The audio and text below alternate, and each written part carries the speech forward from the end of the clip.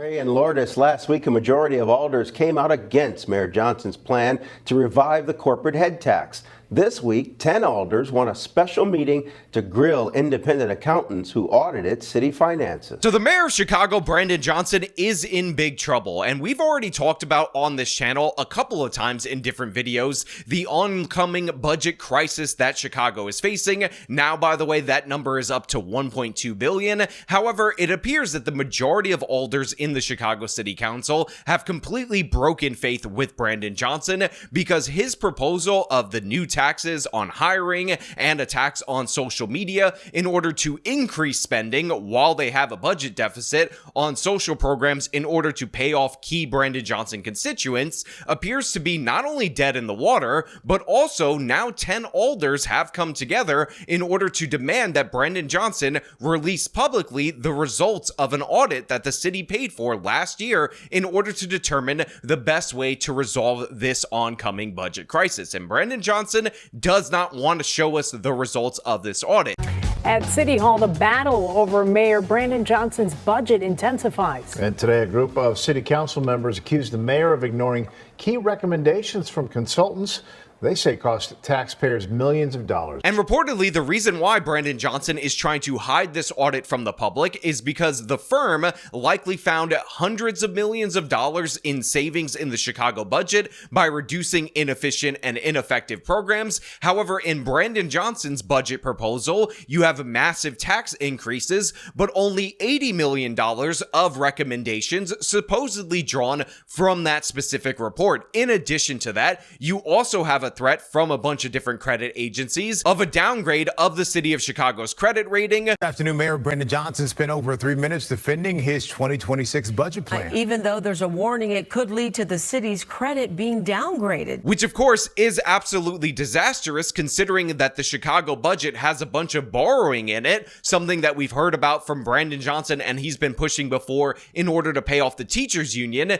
So it's likely that that interest is going to stack up, become an even bigger problem for mayors down the road. And Brandon Johnson, unlike previous mayors in the city of Chicago, has fallen off so much in the public eye that the alders don't appear willing to go along with it. So this is what we're going to talk about today. Brandon Johnson, his budget deficit, and of course, him hiding information on where savings can actually be achieved. But before we get into that, I want to thank everybody who supports this channel via actualjusticewarrior.com/join. Give me the money. Give me the money, okay? Earlier this year, Chicago's credit rating was knocked down a notch, a signal to investors that the city may struggle to meet its financial obligations. The mayor says that's exactly why he's pushing for new, progressive revenue sources and says financial problems already existed well before he took office.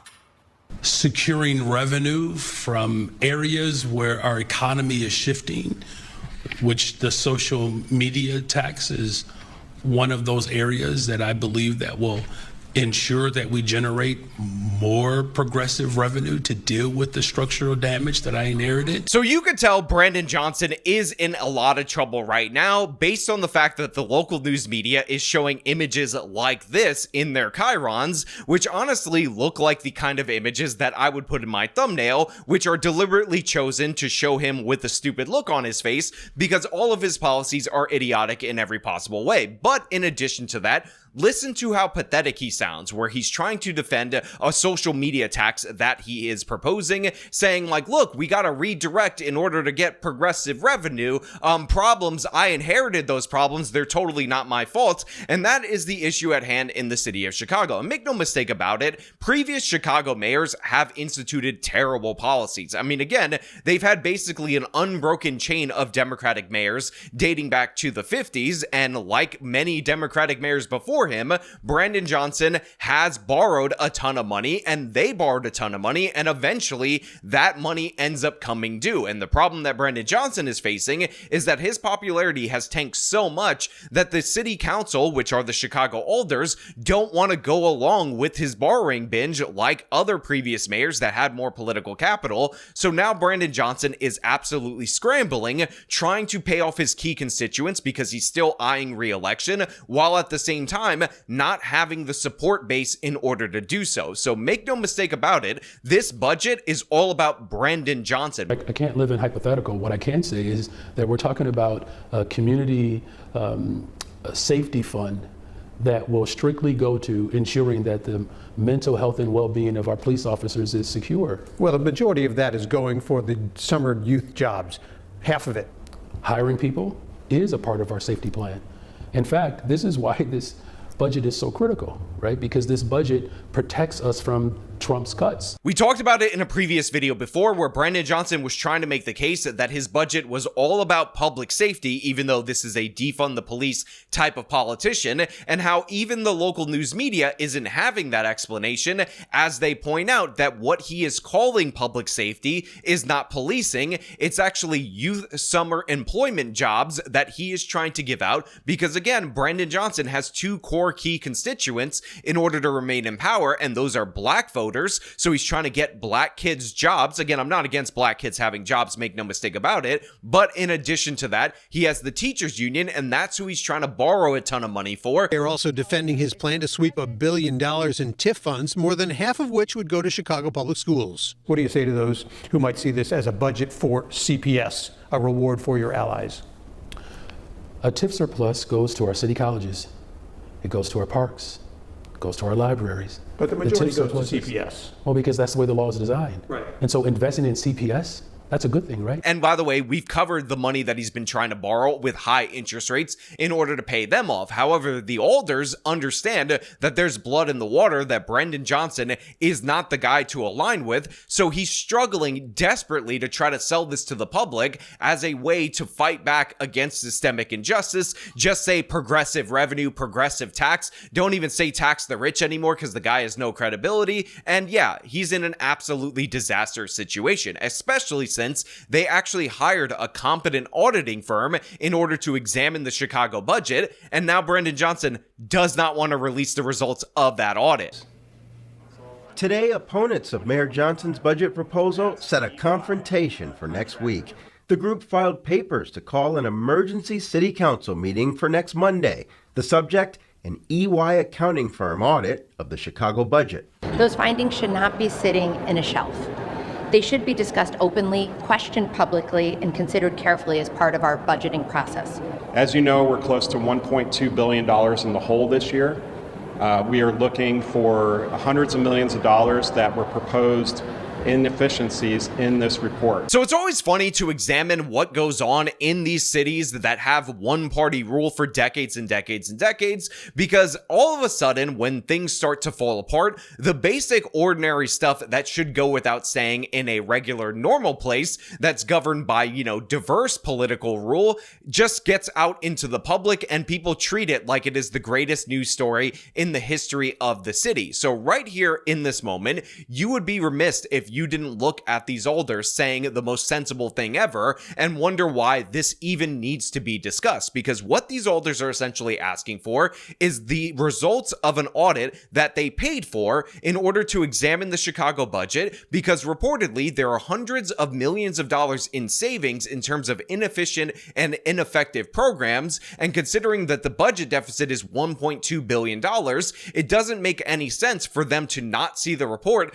especially when Brandon Johnson is proposing significantly less savings to the tune of $80 million in his current budget proposal. Like, this doesn't make sense at all whatsoever until you realize that we're talking about an area with one party rule, and typically this is the standard operating procedure. It just so happens that Brandon Johnson has driven his own popularity in the dirt so much that now there's a conflict about it. Now people are saying, oh, my political ass might be on the line with these particular issues. So yeah, we gotta push back against this person. And by the way, expect these ridiculous conversations in New York City when Mamdani comes into office, because Brandon Johnson and Mamdani are 100% cut from the same cloth. But let us get the details of this audit. And again, ask yourself while you're listening to this, why there is no push to release this, or why this wasn't automatically released to the public if it was paid for by the taxpayer.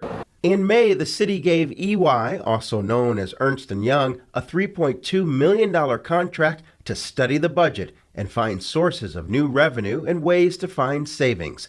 The mayor's proposed budget lays out $80 million in cost reductions, but the alders question why Mayor Johnson did not adopt all of the EY recommendations. What we've seen is that the administration has only chosen a couple small things out of this document to move forward with, when they have the full opportunity here to take dozens of those efficiencies to create a better situation for taxpayers, and they've refused to do that. A spokesperson for Mayor Johnson says alders were briefed on what was incorporated from the EY report and that the administration is willing to meet again. So again, it sounds like the alders are actually trying to address this issue. Obviously, they're trying to cover their ass at this moment in time, but the Johnson administration's response as to why this report that was paid for by the city isn't distributed to the public, much less the actual members of their city council, the Chicago alders, doesn't make any sense at all whatsoever. They're like, listen, they were briefed on these reports. We gave them a brief explanation of what was in there, but as for looking over the details of it and talking about all of the hundreds of millions of dollars in savings,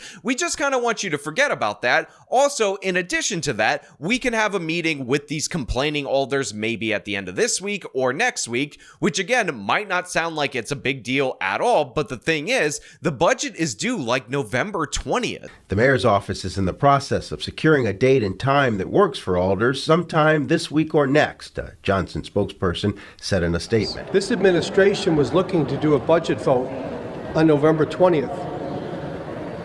That's 17 days from now. How anybody in this city council can feel that we're ready. EY is a global firm. They are one of the most respected in the business.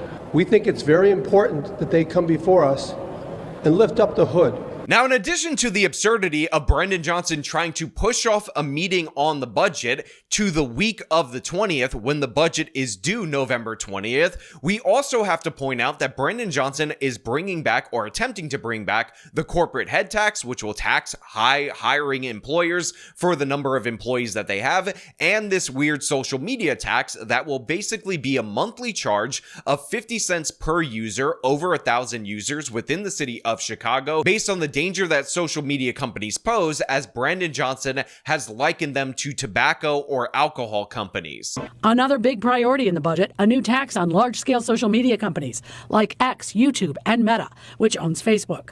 Johnson calling it a first in the nation, but critics expect legal challenges. And just like we tax other addictive vices that are bad for our health, like nicotine and tobacco, it is far past time we treat social media companies the same way.